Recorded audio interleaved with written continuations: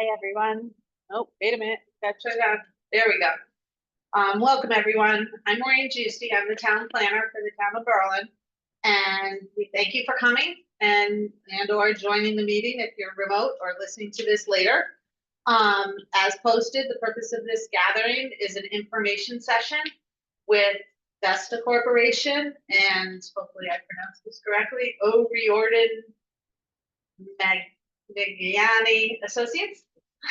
Okay, architects, both of which the town has engaged to provide affordable senior housing at the site of 143 Percival Avenue, the old Knights of Columbus building, adjacent to Percival Park.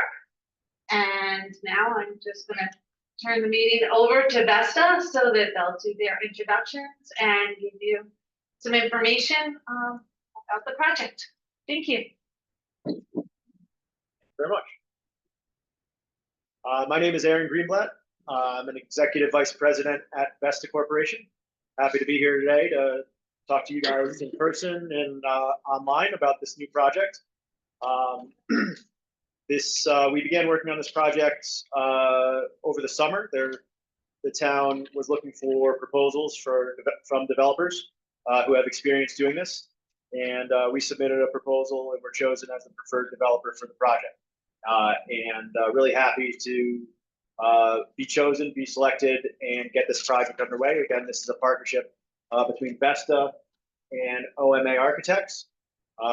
Again, we have a lot of experience doing this. I can give you a little bit of background on Vesta and how we got here, and then I'll pass it off to Joe, and he can tell you about OMA. Vesta's been around. It's actually my father and his partner formed it back in the early 1980s. And we specialize in multifamily housing, mostly affordable, throughout the country. We are local. Our office is in Simsbury, Connecticut. I grew up in West Hartford. Been to Berlin plenty of times throughout my childhood and up till today. So we are local developers. We do a lot of projects in Connecticut. And again, we focus primarily on affordable. We're familiar with working with state agencies. This project will involve CHFA, DOH, the Department of Housing, and obviously some local support from the town. So we're used to getting projects done with that kind of financing, bringing different stakeholders together to get these things done. We are also, in addition to being a developer, we also have our own management team. We've got about 55 properties throughout the country now, and we own a majority of those, and we manage all of them. And that's really important to us that we kind of see it through from the beginning. Projects such as this, a new construction, we build it and we plan it and we build it with the mind that we're going to be involved for the long term. If there's questions later about the tax credit program, I can get into that. But usually that hold period lasts at least 15 years. So you'll be seeing, once this project gets underway, you'll be seeing me and others from Vesta for a long time. And again, happy to be here today. We're going to give you a little bit of information about the project and the time frame. I did want to hand it over to Joe from OMA to give you to introduce himself and a little background, and then we'll talk specifically about the project.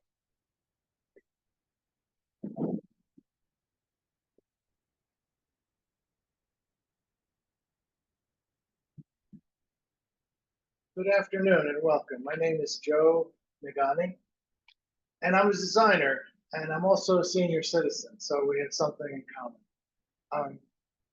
This proposed project is an opportunity. It's about safety, security, quality of life.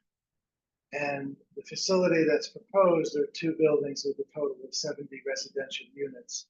Also support spaces, a library, community room, kitchen. management office on site. And the idea is, how do you create an ideal environment for people, seniors, to age in place? And the density of this in a community like Berlin seems large, but the density is what allows you to have all the amenities on a shared campus of 2 buildings. Can you speak up into Okay.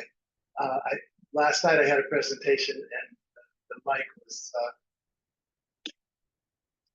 reverberating, so I was consciously talking this. So the proposed project, because of its 2 buildings, 70 units, has the density to allow for quality of life characteristics, quality of life elements of the design. A mix of units, 1 and 2 bedrooms, support spaces, including a library, community room, exterior patio, a community garden, walking trails along the grounds. And it's all achievable because of the fact that instead of having 30 units, there's actually 70 units. Yes, ma'am, you have a question? Sorry. Oh, it's okay. So there's a tremendous opportunity to enhance quality of life for seniors in Berlin through the implementation of a project of this nature. Project of this nature only happens with a lot of know-how from Vesta, who's very successful, specializing in producing quality facilities, but also there's a lot of support from the Department of Housing, Connecticut Housing Finance Authority. So there's a lot of state support. It's a matter of public policy to create these types of facilities. So what we're doing is we're going through a design process in order to create living accommodations for seniors. And why is it important for a facility like this to be local? So that you can stay near family. In some cases, come back from someplace like Florida to come back to family. So that people from both in and outside of the community have accommodations when they get to be older and are basically aging in place. And the key thing about aging in place, and that's why I go back to where I started, it's a quality of life initiative so that you give people the resources and the opportunity to live their, this phase of their life to the best extent possible. And with that, I'm going to stop because I could go on. I used to teach years ago, and I could give you an hour lecture if you want to talk about design characteristics of architecture. But I won't do that. I'll spare that. I'll spare you that. Thank you. Thanks, Joe. So just wanted to give a brief timeline of what we're expecting here with this project. We have 1 application into the state for financing for this. They'll over the next month or 2, we'll be preparing a follow-up application for some more financing. We are hoping that by this time next year, we are under construction. That's a pretty typical timeline for one of these projects. Is about 12 months to get under construction, and then once we do, we anticipate this would probably take probably about 14 to 18 months to get the project completed. Once we're done, as Joe mentioned, it's going to be we're proposing 70 total units. There's a breakdown of 1 and 2 bedroom units. A majority are 1 bedroom. Just want to check my numbers. 53 of those 70 would be 1 bedroom units, and 17 of those would be 2 bedrooms. It is going to be age restricted to 62 and over. And I mentioned earlier that we'll be part of the low income housing tax credit program. So that means residents, applicants will apply. They'll need to certify their income, and we are the program that we're under has units for people who are earning 60% of area median income and 50% of area median income. And we do have a cap at the level of rent that we can charge. It's a federal program. It's based on area rental income. So you'll see that once we are underway and start marketing, the units will be affordably priced for people who earn that level of income. I'd also wanted to mention one thing I didn't mention about Vesta. Again, we self-manage all of our properties. We also have in Connecticut and elsewhere, we have several resident service coordinators that are part of our team. So we will bring services, activities to the property. Would love, obviously, input from you guys and obviously residents once we start getting applicants of what kind of services are necessary and desired. We like to partner with local providers on a wide range of again services for our residents. It's pretty important that we offer that, and we take a lot of pride in doing that. Again, that's a really broad overview of the project. I wanted to keep this presentation fairly casual. I know you've got a handful or several people here in attendance and online. Would be happy to field questions, comments. Again, part of the process that we signed up for was an interactive, collaborative process with the town and the residents to understand what you guys want, what you guys need. We can't promise to deliver 100% of what you guys are looking for, but we will consider everything. We're not trying to, again, we're in the preliminary phases now of the plans. We're not trying to ram anything through that you guys don't want. So it's really important to get this kind of feedback. I think this is going to be one of the first of several community meetings, and would love you guys' feedback and would love to answer any questions that you guys have. So with that, does anyone here? Oh, should we get the mic?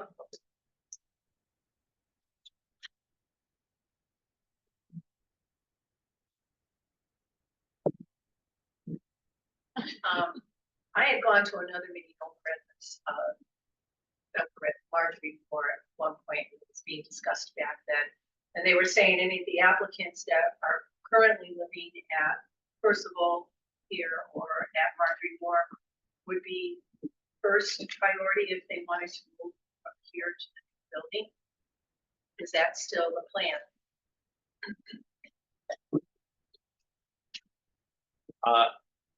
I'm going to be honest with you. That's the first that I've heard about that.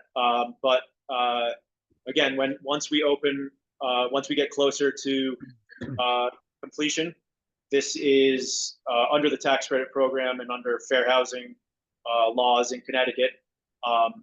It is a first come, first serve application process. We are happy to, and we do this with other developments that we have in place. We open an interest list very early on in the process. The way that it works is Vesta has an in-house compliance team, and we need to certify the applicants and the residents. I believe it's 120 days prior to move-in. So I can't commit to say that certain people will qualify in 2 years from now. Again, it's dependent on their income at that point. So we cannot commit to that, but we can commit to being open about the application periods and the certification periods, and happy to meet with any resident who currently lives there at one of these communities and walk them through the process. And that's what I can commit to at this point. Well, it was a different person at that time handling this project, so then it's since changed. Sure. Not sure. Looks like we might have something to add. Jim, did you have something to add? I would say, it sounds like that's when the Berlin Housing Authority had an option to acquire the property.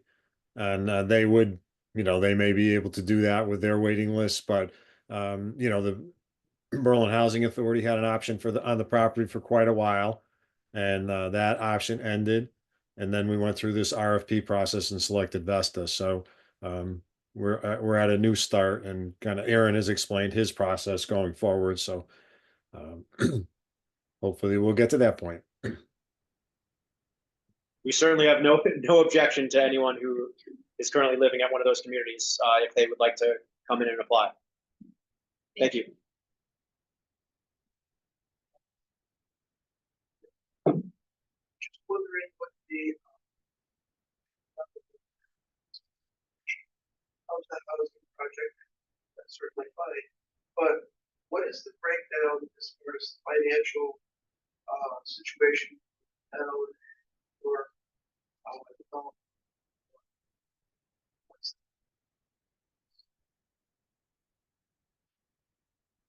So we have a purchase and sale agreement now with the town. And we are paying a purchase price for the property. It's dependent on the total number of units that we end up getting approved and finalized. It's right now, I believe we're at $437,000 for the purchase price, and then obviously,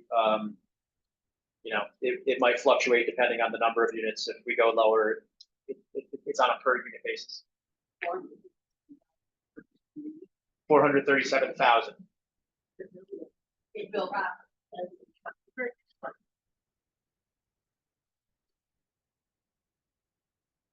That's for the parcel of land. That's the acquisition price. No.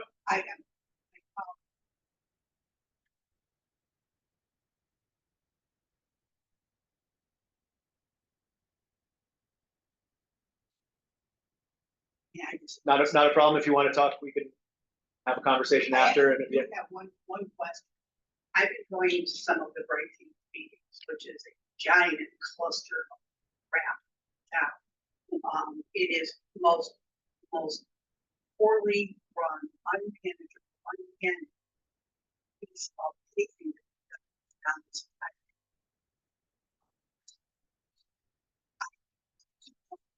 Specifically, does this whole project, what you are building, have a team? Is there a project manager who's smart, knows what they're doing? Brightfields didn't have a project manager for the town. Somebody who knew it's like an octopus. There's tentacles everywhere. Everybody has a different tentacle. Nobody knows what the other one's doing. I found that out in 3 meetings. I found out more they didn't know about this than they did. So I just don't want this to be another one of those situations. And that's why I'm specifically asking, is there somebody at the top in charge of this who's going to be overseeing all aspects of it? Because if there's not, why bother? I can't comment on the other project you mentioned, but Vesta and myself, I guess, and OMA, we are at the top, and we will be coordinating everything. I mean, we will have a general contractor. Are you talking about the construction? Like where this permit came from, this electrical, the stack where the air is coming out, the HVAC, who's improving the air quality inside the building, who's improving the flooring and the materials to find out if they're livable. Sure. So I if I can just interrupt for 1 second, I think it's a matter of how projects get built, how they get approved, they go through the approval processes, and trusting the process and or understanding the process, and the difference between a business and a manufacturer and the oversight of those permits versus a project where someone's partnering with town parcel and coordinating through the RFQ process of having, we had a bid process for them to come in, and the town has been working closely to oversee and understand the elements that have to go into creating affordable senior housing. That's something we've been working on for a number of years. An early 2010s at the very least, when the property at 143 Percival Avenue first came to light as an option for this. So it's been something that this town's been steadily working on to work on that coordination. I do understand.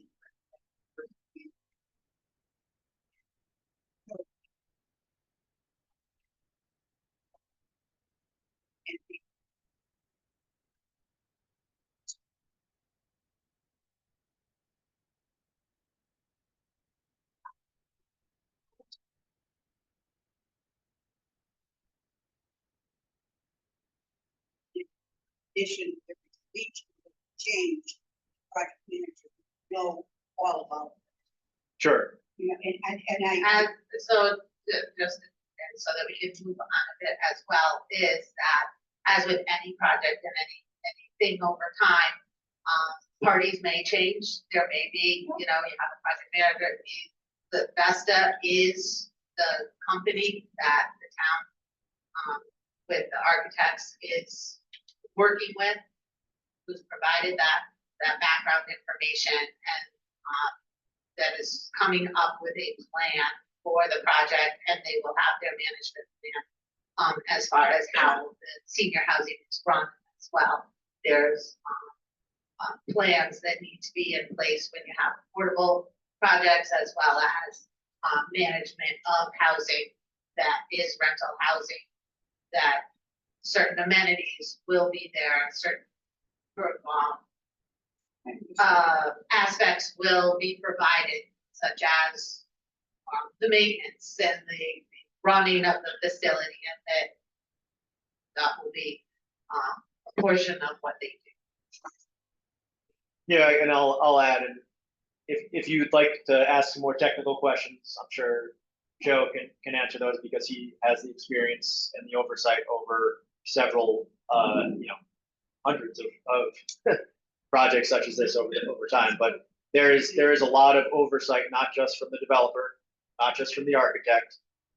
This is heavily regulated by CHFA.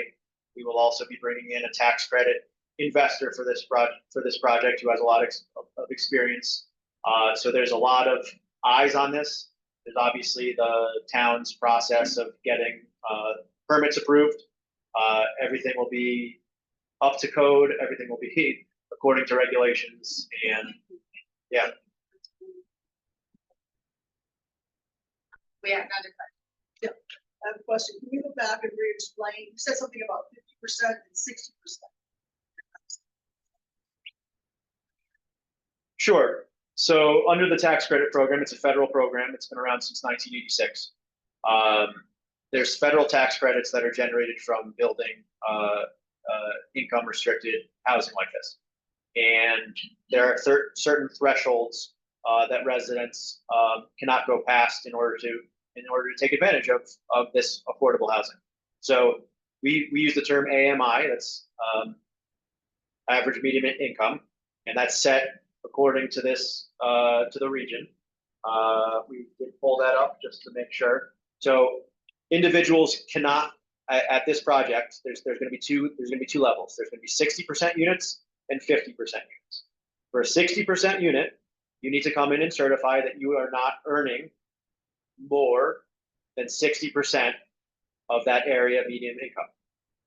And it's dependent on the number of people in a unit, but like two people in this location, that would be about $58,000 a year. So if you're making $100,000 a year, you're not going to qualify to live here. There's a certain number of units that are meant for 60%, and then there's a certain number that are meant for 50%. I have another question. Sure. The wetlands, and I see it on your map here. Prior projects that we suggested couldn't go through because of the wetlands. Now, it's marked off here on your map, but I had heard that the exit was going to be going right through the entrance would be on Percival Avenue, and the exit would be on Lawndale. Is that something we can talk about now or not? which it goes over the wetlands. I can pass it off to Joe, but I don't believe that that's the current plan. There's a site plan on the back side, and there's one means of entrance, exit to the parking lot that's directly off the first floor. So we're not affecting. Would you start that whole answer over if you don't mind? There is a site plan, this is the scale, there is one entry into the parking area in front of each building, and does not cross the wetlands. It's only in and out on first. It's basically the existing driveway location.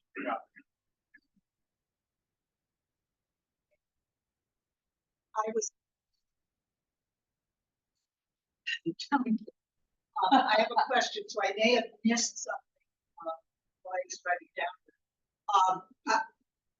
I live across the street of 31st Avenue, east of Soviet. My concern is for a while, I was working with, elderly for, elderly care. And I saw so many homes, apartments, different things that did not have wheelchair accessible bathrooms. How many units are you gonna have for wheelchair accessibility?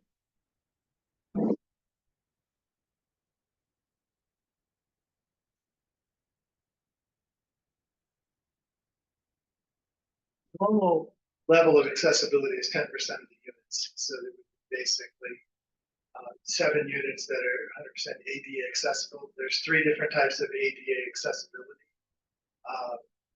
The 7 units would be the highest level. It doesn't say that other units within the facility can't also be made, but currently the threshold is 7 units or 10% of the units. All of the common spaces are accessible to someone in a wheelchair. So any of the public spaces or corridors, lobbies, the shared spaces like the library, the community gathering space, the management office on site, all of those are handicap accessible as well. And any of the public lavatories of those spaces.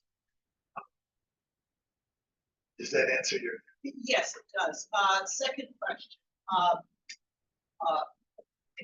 Hold it this way. That's the way you'll be able to hear it. You'll be able to hear you best. Okay, thank you. In terms of picking up garbage, are there going to be a couple of dumpsters? How many are they? I mean, me living across the street, I'm concerned about this. It's also shown on the site plan. There's a dumpster location that's enclosed, fenced enclosure. Inside the buildings, at the end of the hallway, on each floor, there's a trash room that has a trash chute and bring the trash down. It's then by the custodian wheeled outside in a container to the dumpster location, which is away from and separate from the buildings where the trash, both the garbage and recyclables are separated and stored, and then the management would have pickup of the dumpsters, depending on the vibe, probably twice weekly, I would assume. Twice a week. It Okay. depends on the number of units, I assume it would be twice. Yeah, we have a lot of experience, again, because we manage so many properties. We'll have a third party contract for waste removal. And again, depending on the volume, we'll schedule however many pickups are necessary to make sure that it doesn't accumulate. Okay, thank you.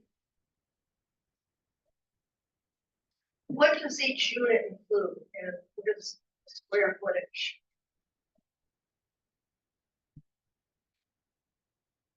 Here, I'm gonna talk from memory. So 1-bedroom unit, you have an entry foyer.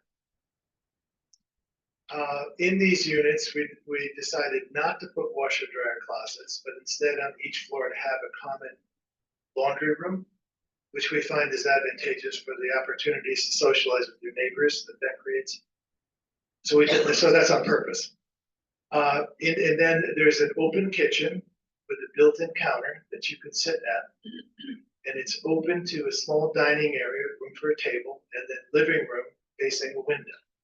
Then there's a small hallway with a linen closet, and then access to a bathroom or to a bedroom. The area for what I just described is about 675 square feet plus or minus. It's very efficient. It appears spacious because of the size of the windows and because of the openness from the kitchen through the dining to the living area.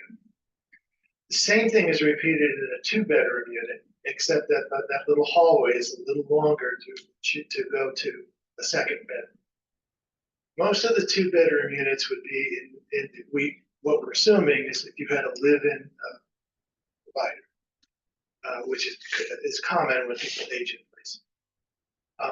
We notice in the facilities that we're involved in, which are senior complexes, that there's also an active contingent of day care providers that come on site in this type of facility to basically help people, seniors, with medication, sometimes counseling, sometimes helping to pay their bills, support and assistance. So those are the two types. The important thing is it's not just a place you go to, like a cul-de-sac. This is part of a vibrant community where there are always things going on. Your neighbors in the common spaces, in the library, in the community room where you have activities structured, but you have your home to go back to if you want privacy.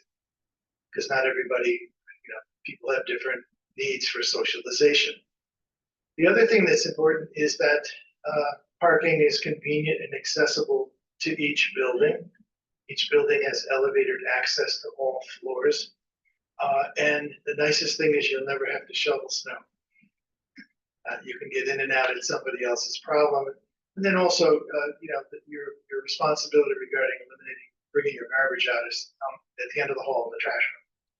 And the buildings will be cleaned, maintained, operated by staff that's hired for that purpose. And there's an element of pride. There'll probably also be a tenants association in the building. There usually is, where people have a feedback loop if they don't like something. And the key thing with Vesta is this is what they do. They're one of the best. And I think that based on their track record, that's your assurance. I wanted to make 2 other comments. Ma'am, you were asking about oversight and accountability. Follow the reputation and the track record of the developer, but also I do a lot of work with CHFA. The lenders are always the elephant. They protect their money. So you will have oversight on this project. I'm talking bird dogging, like people looking at every move. From the Connecticut Housing Finance Authority, which is providing a portion of the funding, but also the State Department of Housing, which also has its own technical review, also has its site observers that go on, because people from CHFA and DOH, they don't just take the team's word for it, they send out people who walk the sites twice a month while they're in the construction, sit in on the meetings, the construction meetings that occur weekly, and basically eyeball it and make sure that everything's copacetic. Nobody's playing games, that everyone is being held accountable, holding their feet to the fire. So the institutions assure that the rules get complied with, and CHFA has an almost non-existent failure record because of their administrative oversight. And I say this, I'm one of my assignments on call is as a CHFA construction observer, where I'm doing just that right now for 3 projects, $60 million worth of construction. And our charge going to these projects by other teams, other developers, other contractors, is to bird dog it, make sure everything's copacetic, nobody's playing games, everything is on. So the accountability is with the lenders because they force it. And they also don't enter into funding arrangements with people without track records who are sketchy in any way. And so there's a real rigorous selection and vetting process because they're trusting people to do what they say they're going to do, spending millions and millions and millions of dollars. The other thing I wanted to address just briefly, when people use the word occupancy specialist in this context, it's a very layered word with a lot of meaning. So what does the occupancy specialist do? It helps identify and vet whether you're eligible to live in this facility. If you're a senior and you're applying, you have to give a lot of information. You have to give your tax records, you have to have a credit history, a criminal check. They vet you. And the occupancy specialist then becomes your support person who helps you navigate this rather complicated process. And the occupancy specialist has to answer to the lenders, because the lender says, prove to me that the people living in this building were eligible to live here. Prove to me that no shenanigans are going on. And all I can tell you is the system is cumbersome, but it really works. Because there are very, very few, none to my knowledge, instances where bad things happen, fraudulent activity happen. The government oversight almost ensures the success of the project because they vet the entire process. So I'm pumped. This is a wonderful opportunity for your community at large. And as a senior, money's a big thing. Limited income is a real thing. And being able to pay rent, if you have a car, pay for that. Buy food, it's a big thing. It's hard. And so these programs with the 50 and 60, they really reach out and help us. And that's the point. So it's a good thing. It's an opportunity. And I think that your community would benefit. Thank you.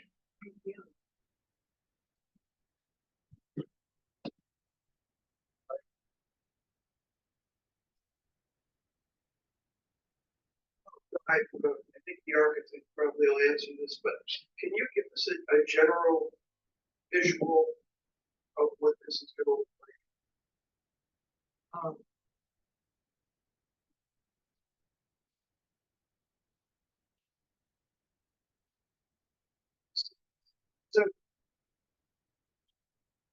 So the way you go about design is it's like focusing a camera.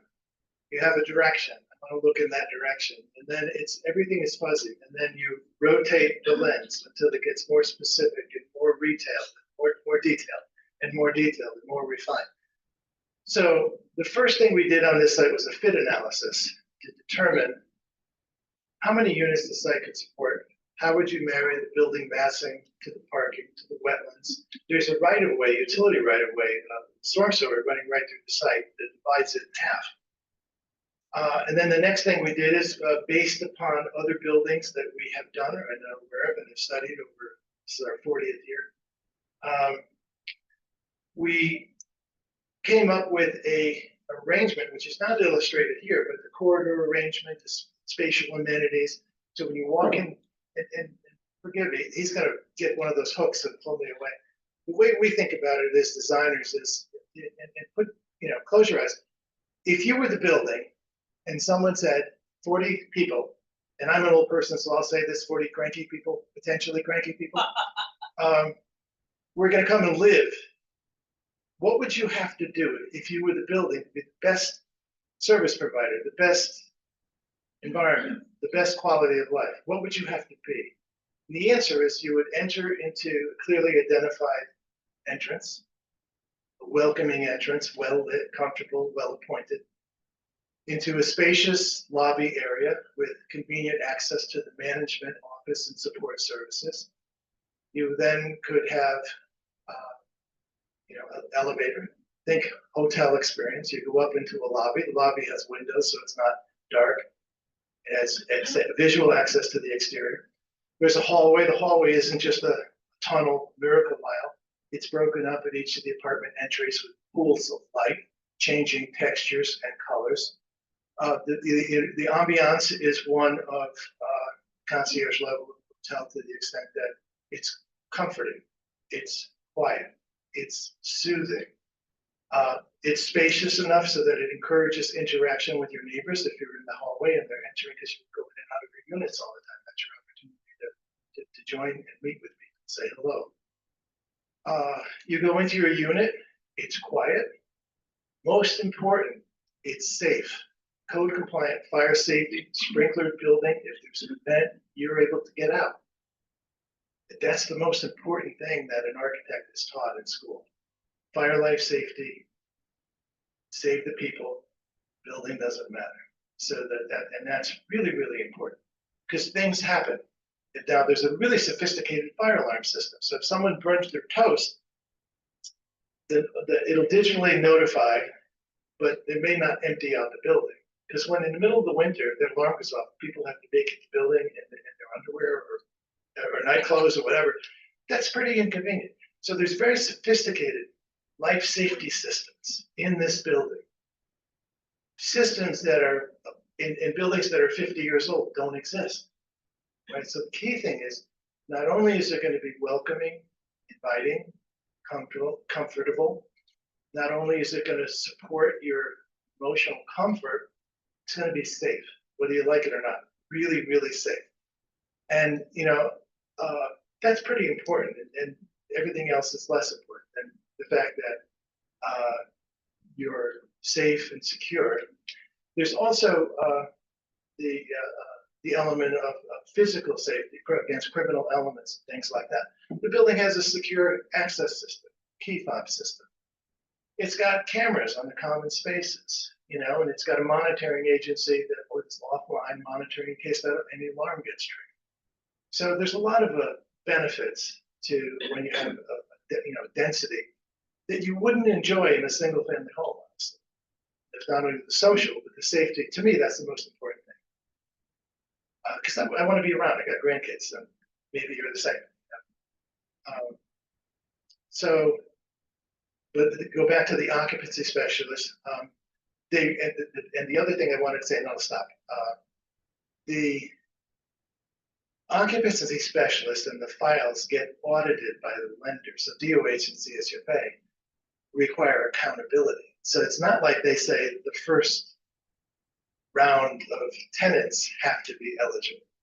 That eligibility runs with the funding. So every year there's an audit, and the developer's property manager has to prove to CHFA and DOH that they complied with all of the assistance agreement. The assistance agreement is they say, if we give you the funding to make sure this happens, to allow it to happen, you agree in return to provide housing for people in this income bracket, in these income brackets. So it's not a one-time thing. There's constant monitoring and the occupancy specialist is the person that helps you provide the necessary information and who gets audited to make sure that they did their job. So it's a pretty, it's an involved system that has a lot of safeguards. It has a really good policy intent, which is to provide housing for needy people in Connecticut, so that people can stay in their home community and not be forced to move out or come back, which happens a lot. Because people go away thinking they're young and hearty, and then they have a grandchild, and all of a sudden they don't want to see them more than once a year, and that happens. All right, so I could go on, but I won't. Okay, thank you. I just wanted to follow up a little bit. I was talking about the outside. I haven't been down that road in a long time, but it's three-story buildings. Yep. And the proximity to other homes and the personal pool. I'm just wondering exterior proximity. We base the proximity to the property lines based upon what's called the zoning setback. The zoning ordinance says that a building can be of certain height. It has to be so far away from the property line, and so on and so on. In this instance, this is obviously a higher density use for that site than is there now. I don't think there's any question, before we came this morning, we were driving around the neighborhood again. And you have a suburban single family house, fabric, we think of it as the texture of the land use. So sure, this is density, but it's no more different a building than the senior center is, sitting in the middle of all the suburban fabric, in that it's a specialized facility with a dedicated purpose. And the question is the use outweigh, is it of such public good and service that it outweighs maintaining the suburban fabric of the community? And that's your call. But I think the benefits outweigh the cost. So there will be a setback. Buildings will be high. It is in a wooded area. Certainly will look better than Knights of Columbus building that's there now. Did I answer your question? Sort of. Ask me again and I'll try. No, I'm just wondering how much.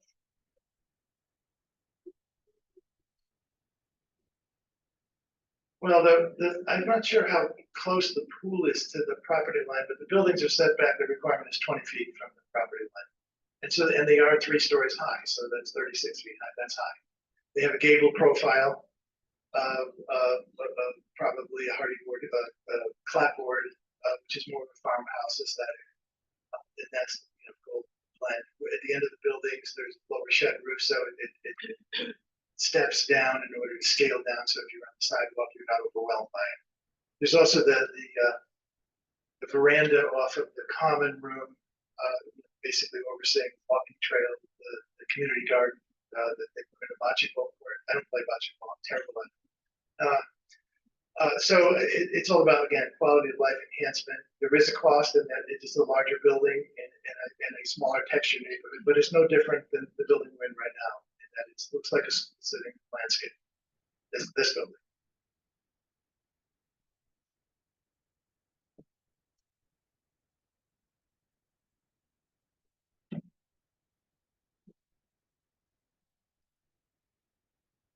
A couple of questions. Before we get on. Is the town selling the property outright, or will they still be involved?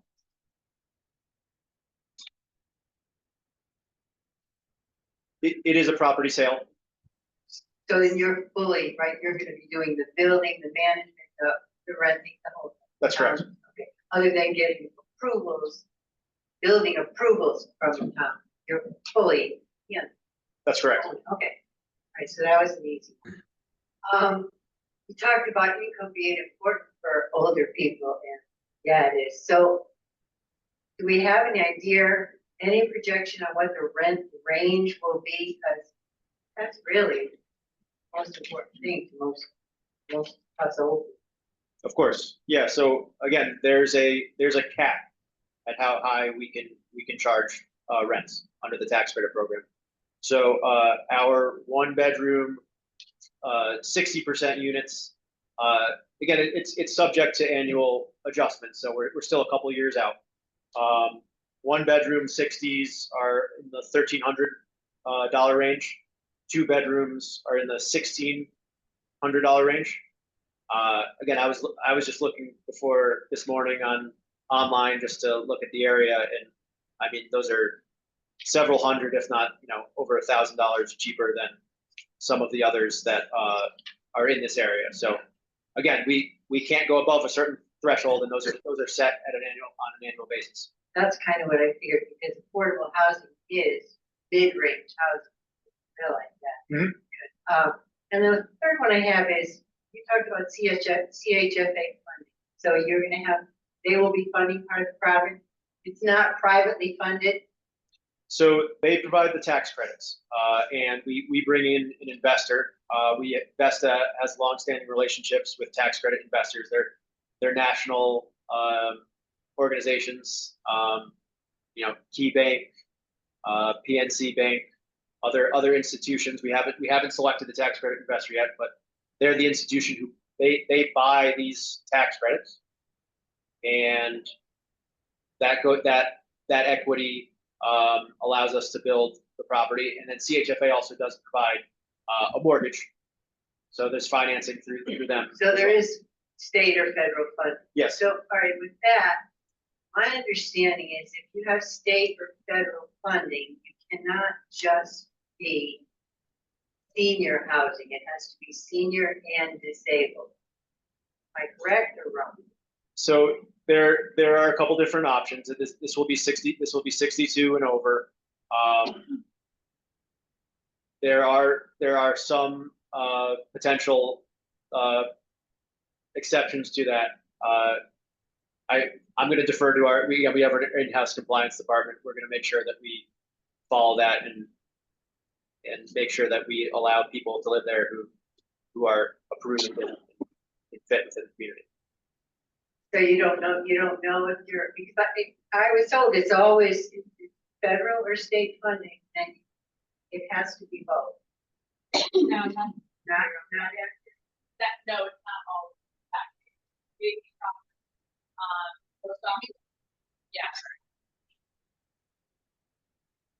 taxes. So most often that's the case if it's HUD funded. If there's a project-based Section 8 contract or a project-based subsidy contract, then you will typically see it's both elderly or age restricted and disabled, but that is not always the case if there is state or federal funding. It is not HUD. There will not be a project-based Section 8 contract at this point in time. So it would just be age restriction 62 plus.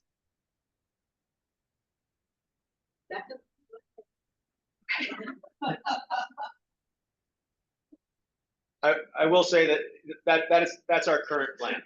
And, you know, we do need to get the financing in place to get this project completed. There might come a time where we have to change directions as far as the financing goes, but that is the current plan that Ally just mentioned. Do you have something similar built here in Connecticut? Well, we are currently, there are 3 properties that Vesta is currently in development on. They all happen to be family, not age restricted, but those would be similar vintage to what we're going to be building coming up here. We have one in West Hartford that should be completed in April or May of next year. We have another, again, it's a family, but similar vintage in New Haven. And then also a bigger project in Hartford that we're currently developing. We have a larger portfolio in Connecticut. Some of them are properties that have been around a long time, from, you know, originally built in the 60s or 70s that have been rehabbed. So those would be quite different than this, just based on the age. We do manage a handful of other properties in Connecticut that are more recent, 2000, 2010 ish construction. So there are throughout the state. You can visit our website, vestacorp.com. You can see some of the projects again that we own and are developing and manage. But every property is different, and there are some that are very similar to this, and some that are just due to the age that are very, very different.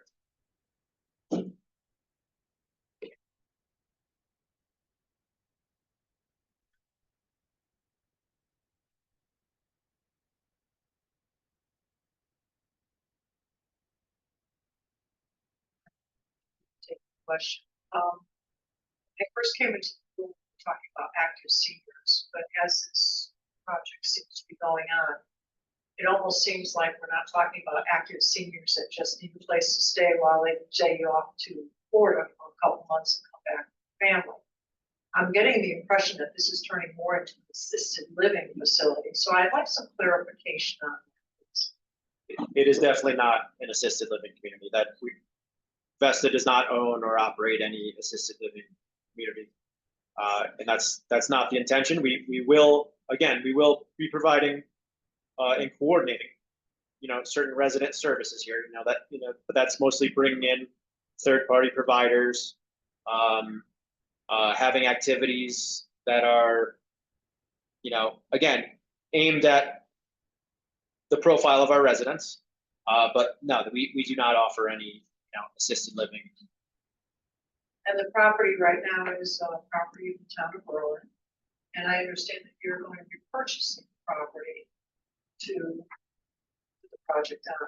That's correct. Will the town residents have first dibs for those seniors who currently are in another facility or looking to move into a facility? Will they be giving the first option or look at when vetting the residents? It's something that we can consider. We can give a preference in our application process, but we cannot give an outright mandate that 100% of the residents have to be from a certain area. We can give a certain preference, but again, the application process, for the most part, is a first come, first serve.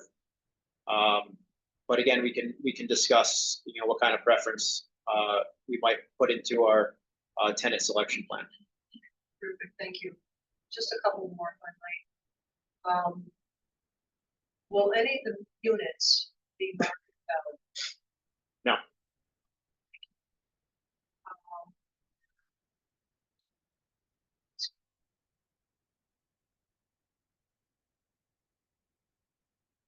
to the best of your knowledge with your company, and we have seen this before, so I asked this. If a company purchases, or goes into a business, opens it up, whatever, sometimes what happens is they come in with the best intentions. As soon as they get everything up and running, they bail on the sell the project. Is this something that you have a history with your company, or how can the town be assured that Vesta will continue to maintain the buildings and continue to operate the buildings moving forward? It's a good question. So I started off by saying my father and his former partner started this company back in the early 1980s. I joined about 8 years ago. My brother is also involved in the company. He's been with Vesta for upwards of 25 years, I believe. So we're local. I'm not going anywhere. My brother's not going anywhere. I will say, as far as the program goes, the tax credit program, there is a 15-year compliance period with this. So from the date we're done with construction, that starts the clock of this 15-year period. We will be delivering tax credits over that period, and Vesta and myself sign on to guarantees, tax credit guarantees, that we will be delivering these tax credits to. As I mentioned before, we have national institutions that buy these tax credits. So I think it's not a market rate development where a developer just comes in, develops it and flips it. You need to have the experience to run this and to guarantee and continue complying with the tax credit program. And it is pretty specialized. We've built up that experience over a long period of time. And that's just an extra, aside from my word that I'm not going to be doing anything else, that is an extra hook that kind of keeps us in the project, at least for that period. And again, we have a history, and I mentioned our older properties. Every 15 years, you can re-enter the tax credit program and do a rehab. So after 15 years, this property might be in need of a new renovation. It might need a new roof. It might need new systems. The units might need upgrades that obviously require an infusion of capital. So we have experience. We just did it. We just closed a deal in Norwalk that we've owned for 30 plus years, that we're just starting the new round of renovations. This is we're signing up for another 15 years.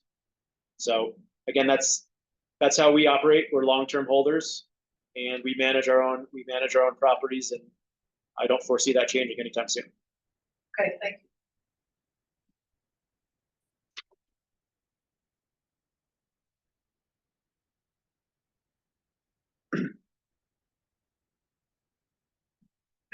Connected to her questions about will Berlin citizens get first dibs, is there a waiting list of Berlin citizens that are going to be needing senior housing? Is there a waiting list? I'm currently not aware of what the volume is. We have had a few discussions with the housing authority, and we're obviously willing to have those discussions going forward. The way it's going to work is we will, once we start construction, again, it should be somewhere between 12 and 18 months of construction.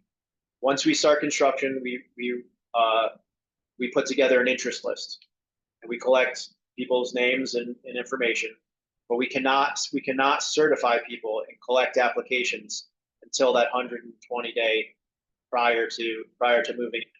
So at that point, we will start actually taking applications. We'll contact you off the interest list. We'll start taking those applications. Those applications will be processed and vetted on a first come, first served basis. Once we're fully occupied, and we have to be fully occupied under the tax credit program, we need to be 100% occupied.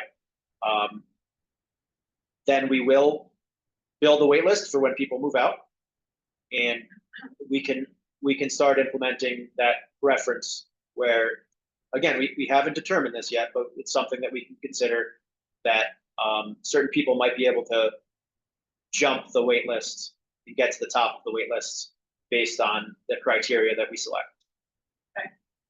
In your flyer, you say the proposed site is adjacent to many community amenities, and it mentions the community center, the library, the town hall. There are no plans to make a walkway that goes to that area because you have to cross a brook to do that right now. So, you know, you're using the word adjacent, but really have to drive to those areas. Do you know what I mean? I certainly understand that. I guess we would love to implement or incorporate a walking path, and if we're able to, and obviously we'll need to work with the town on this. If there's a way to make a better connection that allows for that, we're open to it. Thank you.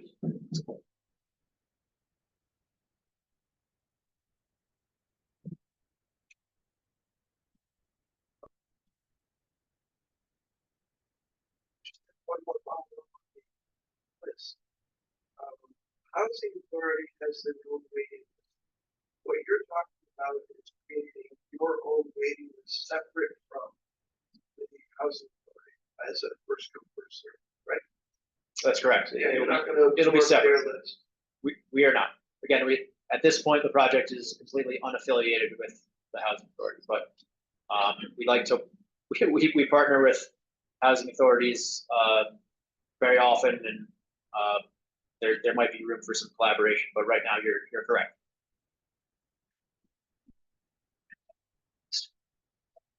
Talk about safety. Well, this is your concern is town and the state. Percival Avenue is treacherous, say the least, no matter what time of day. You're having people exit and enter Percival Avenue. That's how it's designed. Again, we'll have to, you know, we do this on all of our projects. We'll do a traffic study and make sure that everything is, you know, up to code and regulation as it relates to that.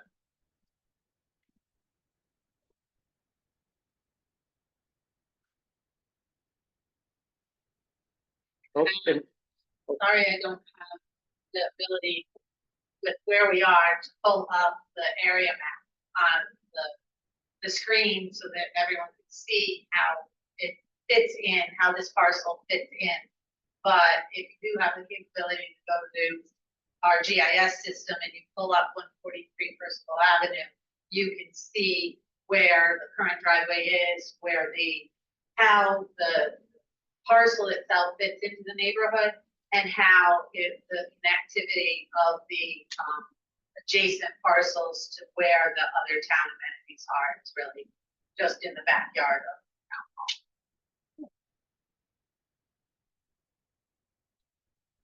Back here. I've been waiting for senior housing for a long time, and I want to be sure, because the seniors should have a sense of community, and you're calling it senior housing. I want to make sure that in 50 years, when the taxes change, will that change also? Will it be family housing instead? no. No. How will that be set up? So when we enter into the program, when we enter into our financing, there will be a restriction that is filed on the land records. So I talked about the 15-year period for the tax credits, but there's an extended use period as well. And there will be something on the land records that restricts it. And I don't have the contract off the top of my head, but I believe that we even agreed to an additional length of restriction in our contract with the town. So that's the assurance. There'll be documents on the land records that restrict it. Also with the Knights of Columbus, you mentioned that will be all taken care of as part of this property development, right? The existing building, yes, will be remediated and demolished, yes. And she brought up something that I'm concerned about, is that the entrance and exit into that property. Because the busy street, and I think that that has to be addressed, is there only gonna be one entrance and exit? Yes, there will only be one entry and exit. I don't know if there's another way to configure it at this point. But again, we will be conducting a traffic study and making sure that, again, experts who analyze this are. Is there another area, another property that you've done in the area that we could visit? Yeah, again, I mentioned in West Hartford, where,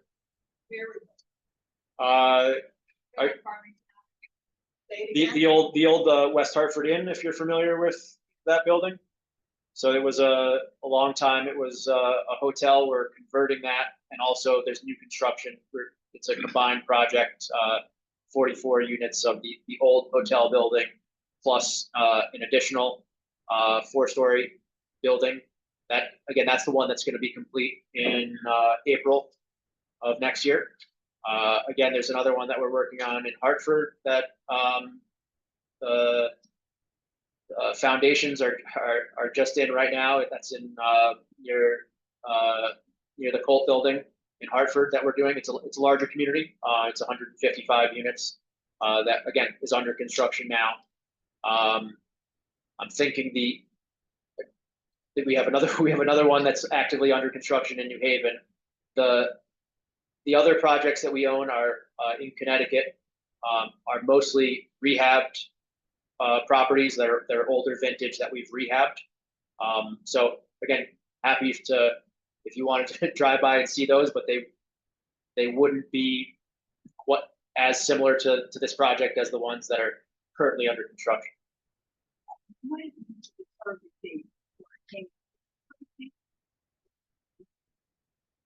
Yeah, I hesitate to promise, but sure. I am hopeful, if everything goes according to plan, that we could close as early as next summer. And there are some bumps along the way. So earlier I gave a 12-month estimate for when we would start. Again, there's a lot of regulatory requirements that are involved in these type of projects. So 2.5 years, again, once you factor in the actual construction schedule before we're open. Yeah. So I just have a couple of things. So I'm not sure it's recorded or, everyone could hear that you said that project in West Hartford is on Farmington Avenue, correct? Correct. Okay, so that people can go to your website, which is Vestacorp.com. and which links then to It has some of link- these projects, and so people can look at them online as well if you can. Correct. Get out to them, that's something that it's at the website, so Yeah. I want to make sure people caught that. I also want to clarify that, as with any construction project, it goes through the regular permitting process as well. So it will be subject to planning and zoning commission review, wetlands agency review, and the Wetlands and Watercourse Commission of the town. And with the planning and zoning review comes the incomplete site plan, including driveways, including sight lines, traffic study, as he said, if that's required. It is on a state road, I believe that section of Percival's a state road. So DOT would also be looking at the driveways and the encroachment into the state highway. Again, none of that, the plans aren't developed to that stage yet where we know really the answers to the technical question, road width, exactly where it's coming out, adjacent to the homes that exist and whatnot, except for where the right of way, where the property actually comes out to the road. So I just wanted to clarify that, so everyone knew that there was still a process of public hearing. Are there any more questions? You don't have anything else? Anyone online that doesn't look that way? Oh, I did also just want to clarify, there is a right now we have a ability in a very,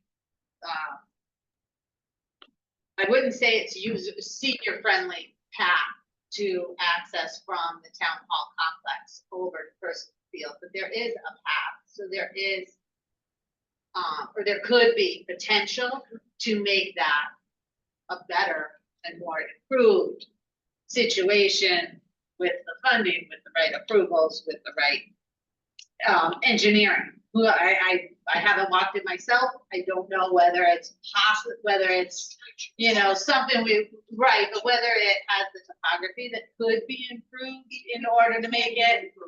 Yeah, it's uphill, but it Right. can be.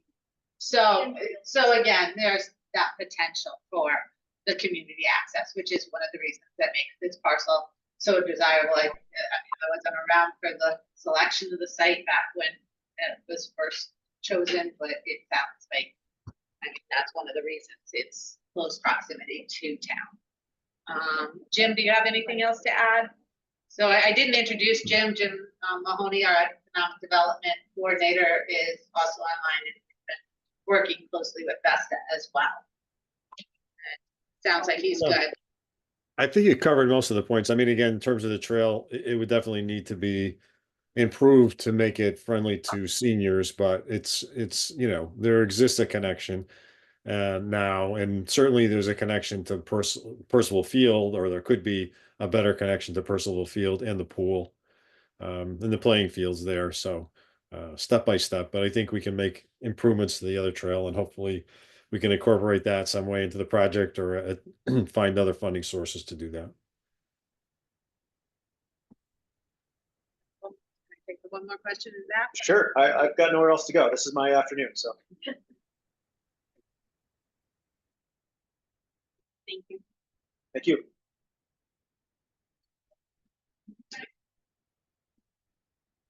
When I attended your first meeting, you said there would be 80 units, and I know today you mentioned 70 units.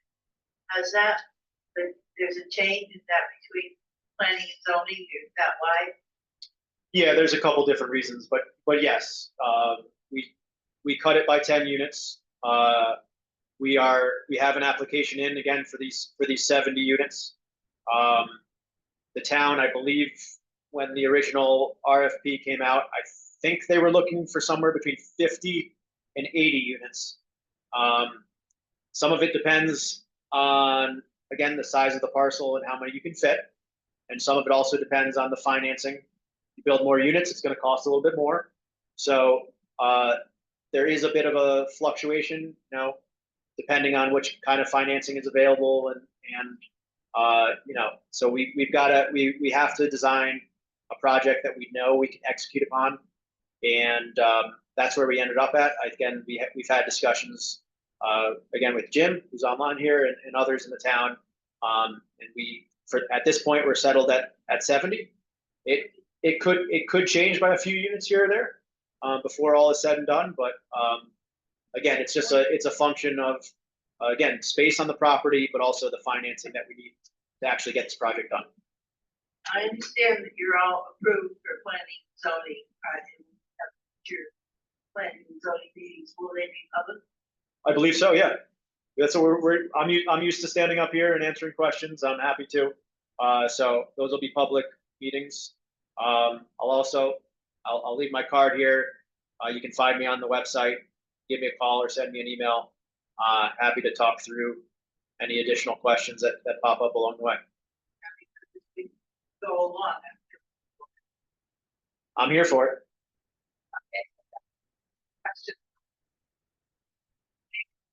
Question, because I was out of the room. So yeah, the planning and zoning commission and the wetlands commission will they'll be submitting applications to those commissions, and probably not. Probably, Correct. but they'll have to go through. They'll be noticed on our agendas as well as in the paper, and for public hearing notices as required.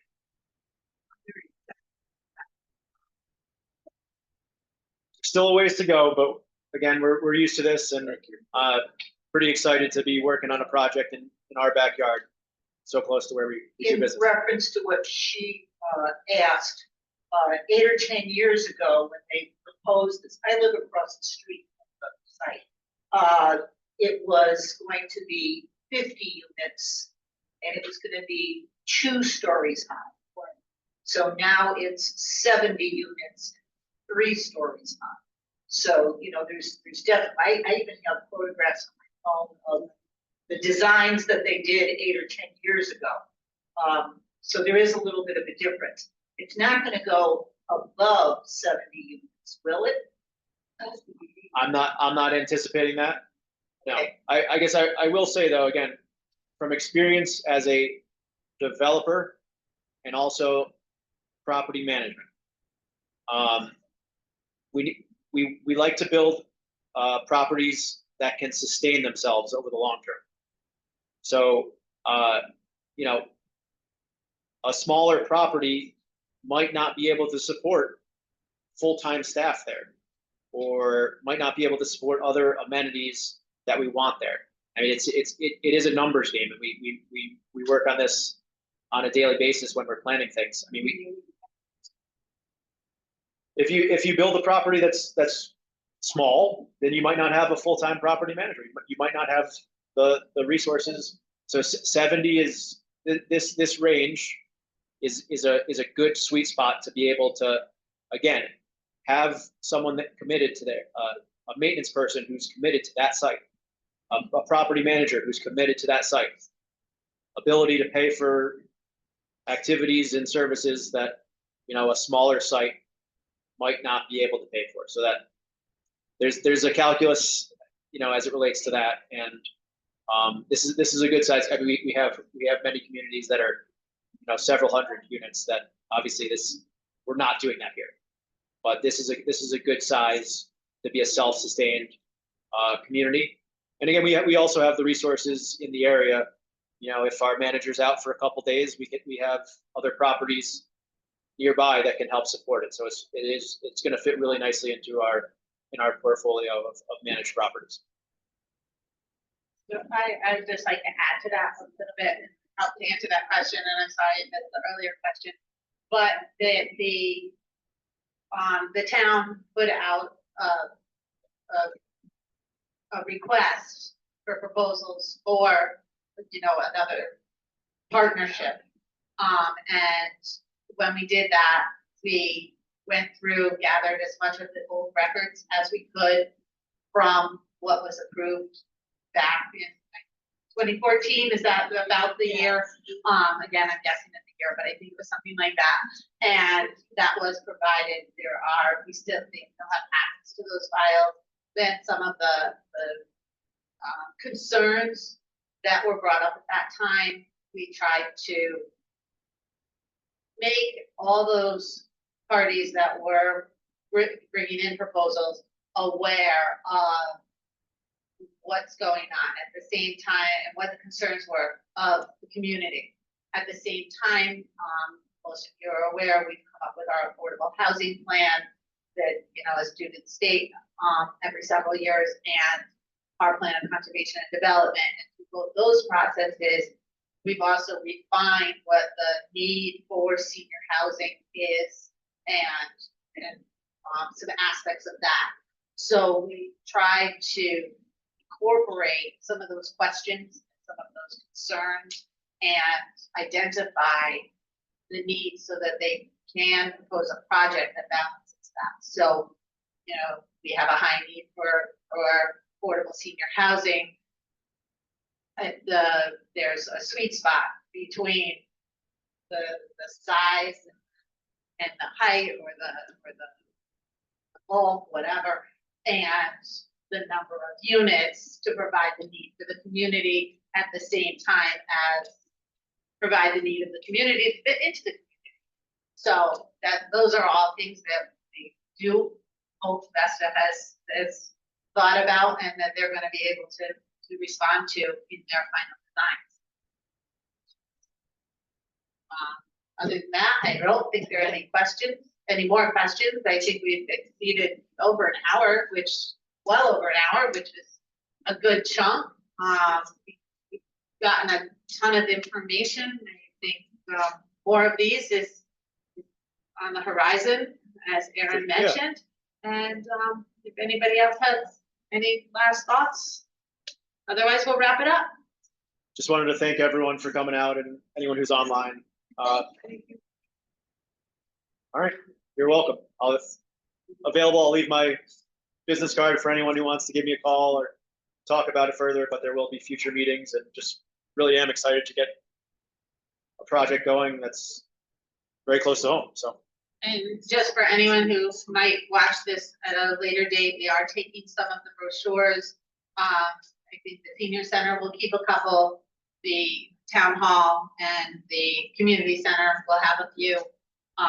But again, I expect this is online as well, or maybe, so we'll just make sure that people call and ask, they know what to do. All right, you. thank you, everyone. Thanks, Jim. I think you're the only one left online. Have a good day. You too. Also,